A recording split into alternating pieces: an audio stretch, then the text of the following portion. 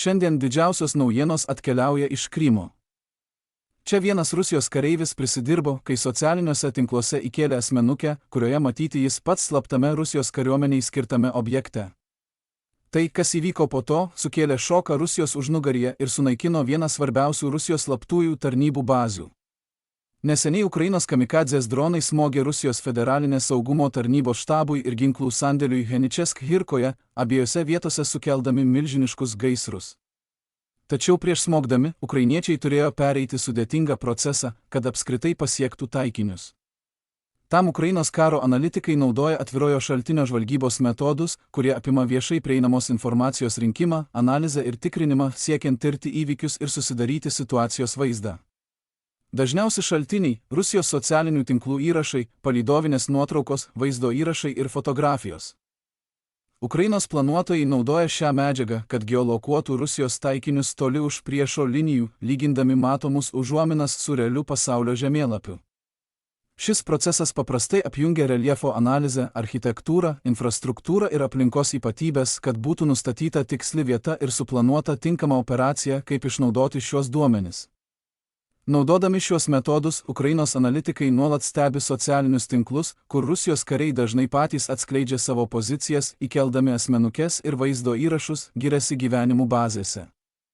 Dažnai pakanka net vieno matomo orientyro ar pastato, nes Rusijos žvalgybos padaliniai dažnai renkasi veikti prabangiuose kurortuose, viešbučiuose ir pajūrio kompleksuose, manydami, kad šios vietos suteikia ne tik komfortą, bet ir užmaskavimą. Tačiau naudojant civilinę kurorto infrastruktūrą kaip karinį štabą, ją taip pat tampa lengviau aptikti ir taikyti. Šiuo atveju objektas buvo pagrindinis Rusijos dislokavimo ir vadavietės postas, naudotas raketoms ir smogiamiesiems dronams laikyti bei ruošti. Federalinė saugumo tarnyba koordinavo smūgius ir paskirstė ginklus į numatytus paleidimo taškus. Nustatę priešo buvimo vietą, Ukrainos pajėgos pradėjo pasiruošimą pagrindiniam puolimui, sunaikino Rusijos Pantsir oro gynybos sistemą, taip padidindamos misijos sėkmės tikimybę. Po to 6 Ukrainos tolimojo nuotolio dronai, valdomi nuotoliniu būdu realiu laiku, surengė koordinuotą ataką prieš kompleksą Arabato Nerijoje. Pirmieji smūgiai buvo nukreipti į pagrindinį pastatą, kuris tarnavo kaip Rusijos žvalgybos padalinio štabas. Vėlesni smūgiai buvo nutaikyti į netoliese esančius pastatus, kuriuose Rusijos pajėgos laikė dronus, amuniciją ir raketas, sukeldami galingus antrinius sprogimus visoje teritorijoje. Operacijai užbaigti dar daugiau Ukrainos dronų vėl smogė pagrindiniam pastatui, sugriovė didelės jo dalis ir visiškai jį padegė.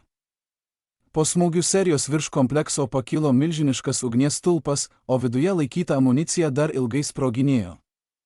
Kitame nesename pavyzdyje Rusijos kareivis netyčia atskleidė karinę paleidimo vietą, kai paskelbė savo nuotrauką, kurioje jis stovi priešais pikapus su Shahed dronais, viena pagrindinių sistemų, kurias Rusija naudoja tolimojo nuotolio dronų atakoms prieš Ukrainą.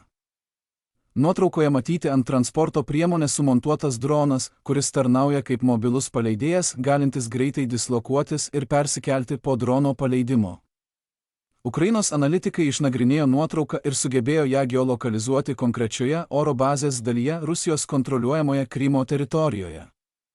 Netrukus po to, kai nuotrauka pasirodė socialiniuose tinkluose, Ukrainos operatoriai atakavo šią vietą dronais, dėl ko aerodrome ir aplinkinėje infrastruktūroje kilo keli gaisrai, ką patvirtino NASA gaisrų stebėjimo palydovai. Belbeko oro bazė, esanti netoli Sevastopolio, yra svarbus Rusijos karinės aviacijos centras šiame regione. Ji palaiko įvairias operacijas, įskaitant naikintuvų patruliavimą ir oro gynybos misijas, ir yra aprūpinta tokiais orlaiviais kaip Su-27 ir MiG-31. Be įprasto aviacijos vaidmens, incidentas taip pat parodė, kad aerodromas buvo pritaikytas naudoti kaip Shahed tipo dronų paleidimo vieta. Iš esmės, vienas neatsargus įrašas socialiniuose tinkluose buvo pakankamas, kad atskleistų svarbią Rusijos karinę poziciją Kryme.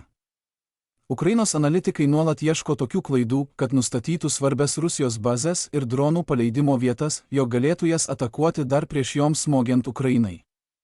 Šis incidentas parodo, kad informacija, skaitmeninės klaidos ir atvirojo šaltinio žvalgybos analizė vaidina svarbų vaidmenį Ukrainos gynyboje. Rusijos karių drausmės stoka dabar smarkiai kenkia jų operacijoms, nes jie atskleidžia brangią karinę techniką ir mažina savo sėkmės galimybės.